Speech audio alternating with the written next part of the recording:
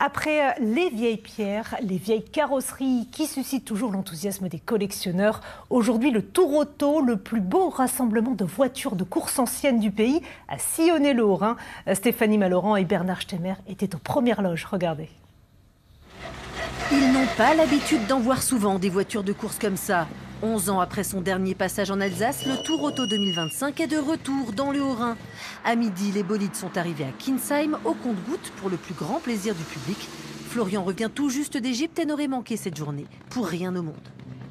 Je suis arrivé hier soir et puis je me suis levé ce matin de bonne heure, une nuit un petit peu courte et puis voilà, la passion est là. Aujourd'hui on a une belle journée en Alsace, on est du côté de Kaisersberg, donc le plaisir est au rendez-vous, des belles voitures, et quand on a la passion avec une période un peu difficile comme la nôtre en ce moment, et que vous dire, c'est une belle parenthèse, une belle journée.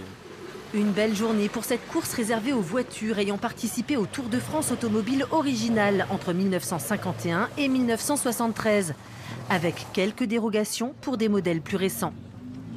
Pause déjeuner au château de Kinsheim, 40 minutes d'arrêt, pas plus, trop court pour les propriétaires de cette belle Porsche 911 2 litres de 1965. 40 minutes, c'est dommage parce que souvent les endroits sont très très beaux et on aimerait bien passer plus de temps, mais oui, 40 minutes, on se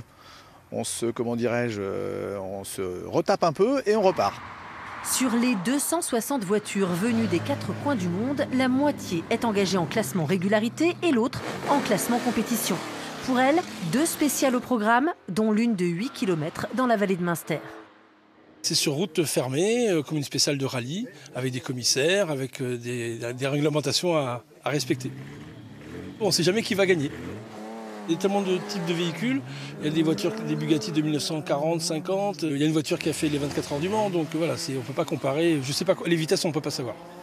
Autre temps fort de cette journée, le passage de toutes les voitures de course sur le circuit de l'Anneau du Rhin de Bilsheim, avec une soirée en apothéose au Musée national de l'automobile de Mulhouse.